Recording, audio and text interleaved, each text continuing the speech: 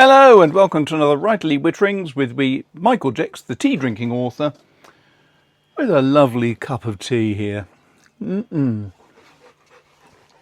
I've been sitting trying to figure out what I can talk about with a supreme lack of inspiration. Why? Well, I said to you last week, Fields of Glory came out on Friday, I think it was, and a fabulous read it is too. I've got a link down the bottom so you can order your own copy, because if you want to support an author, the best way is to buy his books.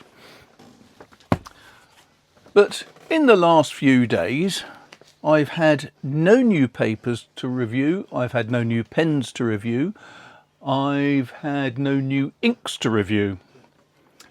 So I thought, rather than talking about all these different things that could be reviewed, I'd talk about one ink and how I use it. So here goes. What am I talking about today? Well, first of all, I have to apologise if you hear some transient noises. It is entirely due to the fact that I've got a very hot and very panty Bernese Mountain Dog puppy at my feet. She's not a puppy, she's 2 years old, but she hasn't realised that, and she's still running around like a mad pup. So, there is going to be a certain amount of noise down below me. What am I working on currently? Well, as I mentioned, I have I've got 7 books I think I'm going to publish this year. I've got Death Comes in Threes. That came out in January. There you go, Death Comes in Threes. Lovely cover, very nice. Thanks a lot, Seven House. Fields of Glory. Next month, Blood on the Sand, the second in the Vintain series, comes out. The month after that, in June, Blood of the Innocents, the third in the series, comes out. And then in September, Ashes of Rebellion comes out, which is the fourth in the Vintner series. But at the same time, I've also had the Piazza Murders come out in July, I think that's due. And then Pilgrim's War is going to be coming out in December. This has been basically a hellishly busy year. I've also written a collaborative book with a friend. You can't see the name, you can't see anything about it because it's not contracted for yet, and so I'm keeping that quiet. But let me just say that it's, I think, bloody good, and I'm looking forward to that coming out. But, and it's a big but, when you're working on a computer, you write a book, you start to edit it, and you suddenly realise that your editing is rubbish. And this is not just novelists, this is anyone who's writing anything. So my brother's an actuary, for example, and every time at his bank when he had a lengthy report to write or a sales proposal or anything of that nature, he would write it and then give it to one of his colleagues to read and make sure it actually made sense. I used to work with the Royal Literary Fund as one of their fellowship scheme chaps in Exeter University, which was somewhat ironic because I haven't got a degree, but I was at Exeter helping people to write, because that's what the Royal Literary Fund does. It provides professional writers to universities free of charge to the university, but they pay the writers a not huge sum, but enough money to keep them ticking over, because the Royal Literary Fund's whole raison d'etre is to support writers. So that was really good. It's given me some insights into how to help people with their writing. I remember one student who was a very competent A-level student who was studying English at Exeter, and she came to me in absolute despair in her first year because she could not get better than a D. I spent half an hour with her, and after that half hour, the very next essay she wrote, she got an A star. She was happy. So was I was very chuffed. So, all I'm saying here is that when you write something, you have to then get someone else to look through it as well. Now, if you're writing collaboratively, as I am, that can be quite interesting and challenging because you may both have totally different ideas about the storyline and everything else. In this case, I was very happy to take her storyline because she's a professional in the music industry, an international star, I should say, and she therefore has a lot more knowledge about certain aspects of this book than I have. So it made sense to make use of her expertise. I wrote the story, I worked on the characterization and various other things, but basically it means that she and I collaborated fully. It was really enjoyable, and we're already talking about a second book in the series.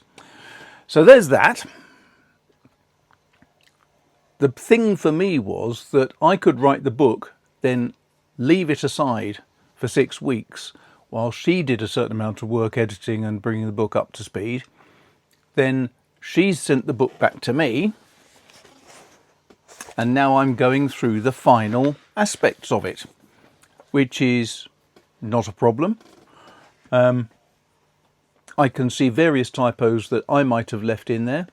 I can read the storyline better than I could 2 months ago because it's coming to me fresh. But the great thing is she's gone through it as well. So what am I talking about here for this reason? Well, I'm talking about it because I have to print it out. As I say, you can't edit on a computer as well as you can on paper. Now, this may well be a generational thing, but I know damn well that back in the early 2000s, I think it was Chicago University, did a research, conducted research rather, into how people responded to screens that had a backlight. And they found that people trying to edit would miss over 60% of all the typos and everything if the screen was backlit. Don't ask me why, I have no idea, but that was their conclusion. And when they tested people with similar work but printed out on paper, they picked up a great deal more. So, seems to make sense to put it out on paper, which is what I've got here. My printer isn't working, so my wife had to dedicate her printer to my efforts. But I have this, my wonderful Pineda fountain pen with a very fine nib. Now, I bought this so I could do sketching and stuff, and it's great for that with black ink, especially carbon ink from Platinum. But what it's also very good at is writing in between the lines. And what I've been doing is just marking up typos and other problems on the manuscript. Now, of course, you want your marking up to stand out a bit, don't you? So what have I filled this with? What could be more apposite than writer's blood? I have to stab myself routinely to check my blood sugars because of diabetes. So I could, of course, just use my own blood, but writer's blood from Diamine. It is a fabulous dark, not quite as dark as ox blood. It's a red with a deep magenta colour, I think it's fair to say.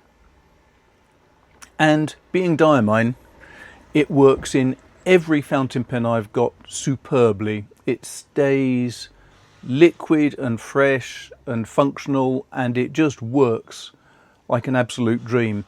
Now, this must be my third bottle of writer's blood. I absolutely adore it. And it is the first time I've used it in an extra fine nib, but it works superbly well. And I know people keep asking me, if I'm carrying a pen for sketching, it will always be this Pineda, because one, I can't lose it. It is bright yellow. If it falls out of my pocket in a field, I will be able to see it. Two, it's a good length. It's a little bit shorter than my Avatar True Tank Touchdown Traveller, which is a great Pineda pen, but it's about an extra ½ inch, 3/4 of an inch long. This is much more convenient because it fits in shirt pockets. I haven't got a shirt pocket to demonstrate that today, but it does fit. I also love the fact that it's a simple magnetic cap, which means that it's really quick to get it ready for action if you're out and about and you want to make a note of something. But with Writer's Blood, this is just about the perfect tool for editing. Now, don't get me wrong, I still love, for example, my Indiana Jones from Conway Stewart, which is a great pen with a broad nib, which I will use routinely for signing documents, for taking out and about with me when I'm going around to little business meetings. It's small, it's convenient, it's rather beautiful, and it's a lever fill which is quick and easy, and I love that aspect of it. So it's not as if Pineda is the only firm I deal with. I say deal with, I haven't been given this free of charge. I spent £80 buying this. It wasn't a sale, but I'm very glad I did. But with Writer's Blood, this is not just ideal for sketching and so on, it is absolutely perfect for editing. Now, what am I doing right now? I have got this manuscript to deal with. I've just received the editor's comments on Ashes of Rebellion from my editor at Boldwood. Thank you, Vic. I'm looking forward to working on that. I've got 2 weeks to do that. This manuscript has to be finished this week. Then I've got a week and a half to finish up Ashes of Rebellion. And as soon as that's done, I've then got to edit down Pilgrim's War. And as soon as that's done, I've got to write another book before the end of September. So it's not as if this year is getting any easier, frankly. So I'm going to cut off now, 12 minutes in, and go back to editing books. Thanks a lot for watching. I hope that was interesting. Slightly disjointed, but the main message is the ink I'm buying, the pen I'm buying, and why. I do wonder, after editing this, Ashes of Rebellion, then Pilgrim's War, and then also writing the next in the Vintner series, is going to be quite interesting to see how long this bottle lasts. Thanks all for watching. Hope that was interesting. If you liked the video, then don't forget you can go down the bottom. You know the routine. You can hit the like button, hit the subscribe button, hit the bell button for notifications. You can buy me a coffee. You can give me a super thanks.